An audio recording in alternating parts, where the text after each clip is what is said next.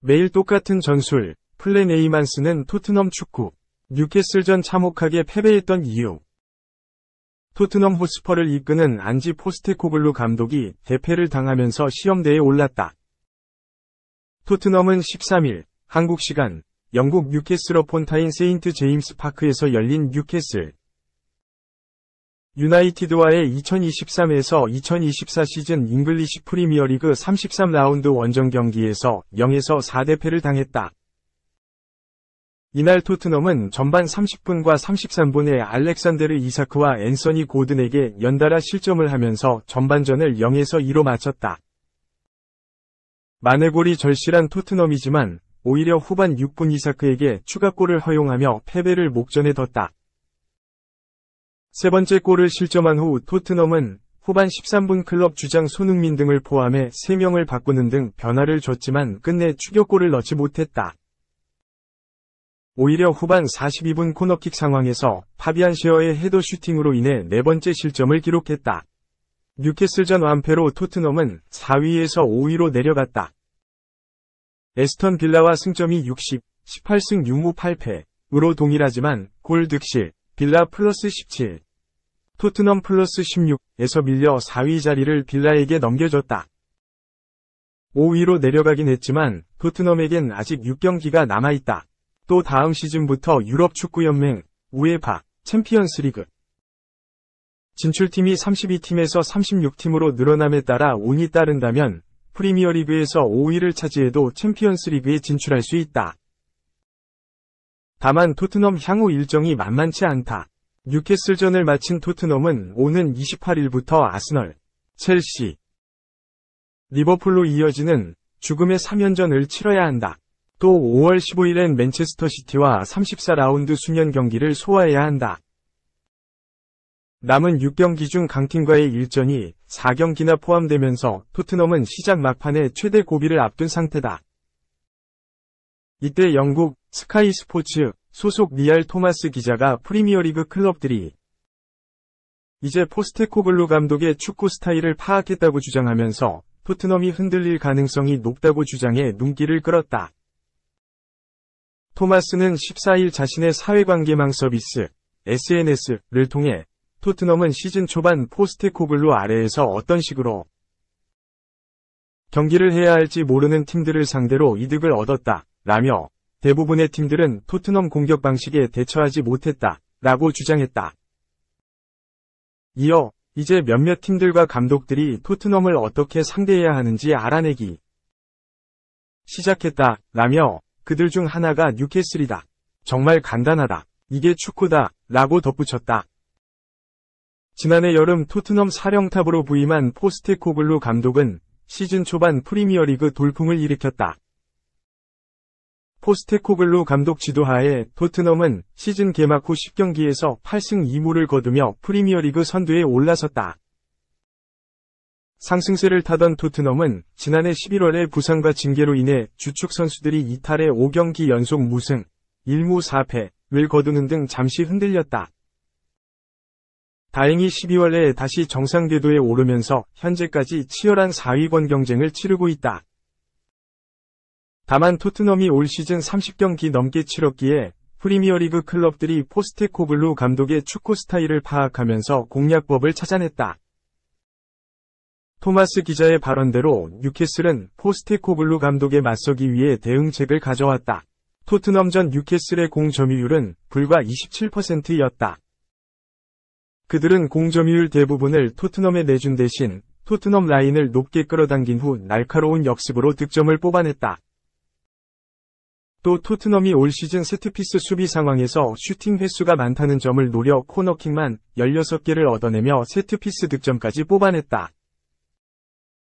축구 통계 매체 푸브레프에 따르면 토트넘은 현재까지 세트피스 상황에서 슈팅을 78회 허용 중이다.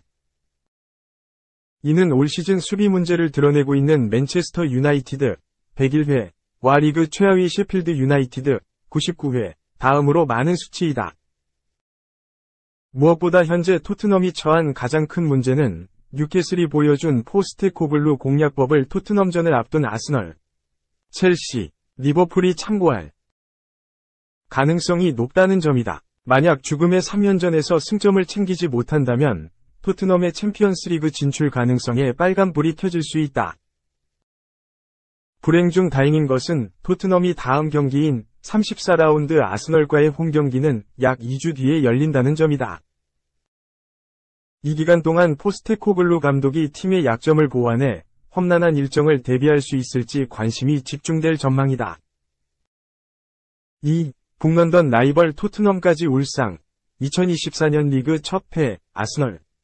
빌라전 0에서 2패배. 리그 우승 4위 경쟁 모두 흔들. 아스널은 15일 한국 시각 영국 런던의 에미레이츠 스타디움에서 열린 에스턴 빌라와의 2023에서 2024 시즌 잉글랜드 프리미어리그 EPL 33라운드 경기에서 0대2로 패배했다. 아스널 승점 71은 이날 경기에서 패배하며 리그 선두 맨체스터 시티 승점 73에 밀려 2위에 자리하게 됐다. 아스널과 리버풀 모두 33라운드에서 패하며 선두 자리를 맨시티에게 내줬다. 에스턴 빌라 승점 63는 이번 승리로 한 경기 덜 치른 5위 토트넘 승점 60과의 격차를 벌렸다. 아스널의 패배가 토트넘에게도 최악의 결과가 될 수밖에 없었다. 홈팀 아스널은 4-3-3 포메이션으로 나섰다. 최전방 3톱에 부카요 사카, 가브리엘 제주스, 레안드로 트로사르가 자리했다. 중원은 마르틴 웨데고르, 데클런 라이스, 카이 하베르츠가 호흡을 맞췄다. 포백은 벤 화이트, 윌리엄 살리바, 가브리엘 마갈량이스, 올렉산드르 진첸코가 구성했다. 골키퍼 장갑은 다비드 라야가 꼈다. 원정팀 에스턴 빌라는 4-4-2 포메이션으로 맞섰다. 투톱으로 올리 와킨스와 무사 디아비가 출전했다. 중원은 니콜로 자니올로, 모건 로저스, 유리 틸레망스, 존 맥긴이 나섰다. 수비진은 리카 디뉴, 파우 토레스, 디에고 카를로스, 에즈리 콘사가 위치했다. 골문은 에밀리아노 마르티네스가 지켰다. 두 팀 모두 승리가 간절한 상황이었다. 아스널은 우승 경쟁을 리버풀과 맨시티에게 밀리지 않고 이어나가기 위해서는 남은 일정에서 전승 행진이 필요했다. 에스턴 빌라는 토트넘과의 4위 경쟁에서 우위를 점하기 위해서는 아스널을 잡아내야 했다. 경기 초반 분위기를 잡은 팀은 아스널이었다. 라인을 올리며 에스턴 빌라를 강하게 압박하고 공격을 전개했다.